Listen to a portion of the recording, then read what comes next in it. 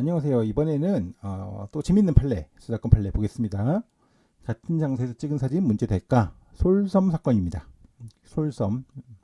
예, 이것도 굉장히 유명했던 사건이죠. 자, 이분이 이제 그 외국의 사진가입니다. 내가 사랑하는 한국의 사계절은 모두 아름답지. 이분이 이렇게 독특하게 좀 이렇게 흑백 수목화 같은 느낌으로 사진을 많이 찍으셨더라고요. 내 사진 덕에 솔섬이 한국의 명소가 됐다지. 이렇게 동해바다에 있습니다. 솔섬. 제가 찾아보니까 삼척시 쪽에. 자, 우리도 한국에 방문해 볼까? 비서 항공권 좀 예약하게. 그런데 선생님 좀 와보세요. 한국 항공사 홈페이지가 뭐야? 내 사진과 똑같잖아. 저도 깜짝 놀랐어요. 그러니까 알고 봤더니 한국의 어떤 항공사가 사진 공모전 했는데 거기 이제 수상한 작품을 갖다 이렇게 인터넷에 게시해 놓은 거죠. 한국에 가서 단단히 따지련다. 사진 작가는 고 변호사를 찾아가고 변호사님 이거 정말 너무한 거죠. 뭐 한국말로 하진 않았겠습니다만. 그래서 네, 매우 유사하군요.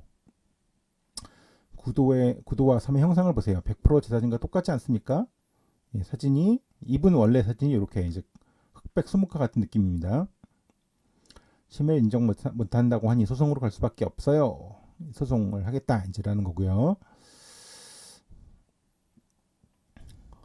항공사는 이제 항공사하고 그 사진 낸 사람이 둘 다 문제가 됐습니다.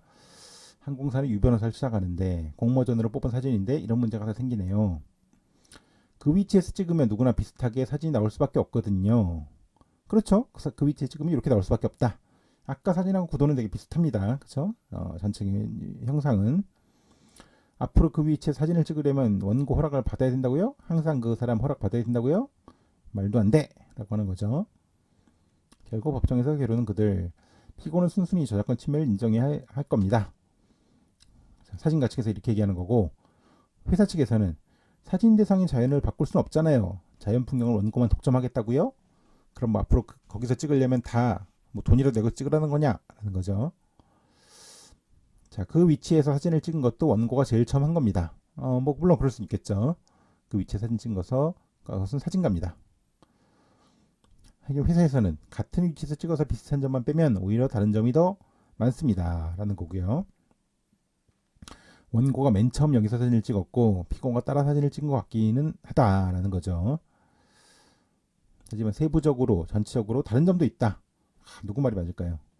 이 사람 말이 맞는 것 같기도 하고 저 사람 말이 맞는 것 같기도 하고 판결 결과는 양 사진은 창작성 없는 부분에서는 일부 유사해도 창작적 부분에서는 오히려 차이가 분명합니다.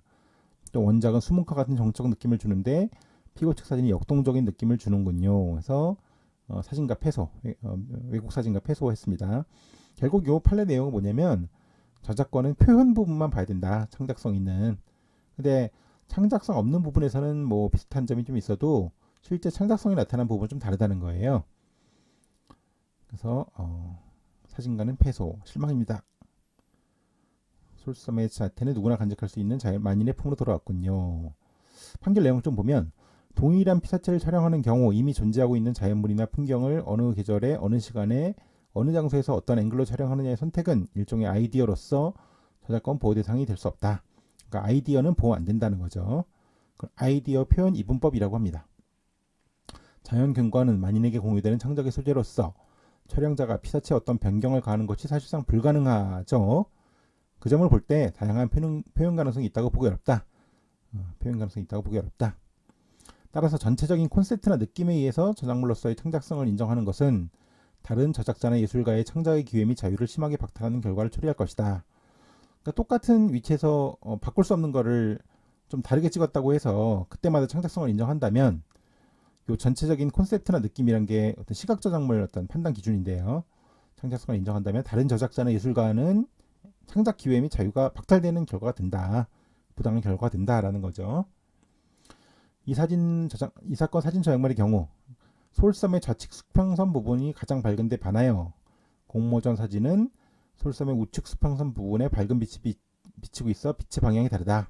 이런 식으로 이제 표현 부분을 하나하나 비교하는 겁니다. 이 사건 사진 저작물의 경우 솔섬의 정적인 모습을 마치 수묵화와 같이 담담히 표현하는 데 반하여 공모전 사진의 경우 새벽녘 일출 직전의 다양한 빛과 구름의 모습, 이와 조화를 이루는 솔섬의 모습을 역동적으로 표현하고 있어서 이와 같은 촬영 방법을 통해서 표현하고자 하는 바가 또 다르다라고 판시했습니다. 그래서 저작권 침해가 부정됐습니다. 이 사건은 똑같은 어떤 대상, 자연 경관을 찍을 때 그게 문제가 될 수 있느냐? 먼저 찍은 사람이 저작권 보호 주장할 수 있느냐라는 점을 아주 흥미있게 다룬 재미있는 사례라고 하겠습니다.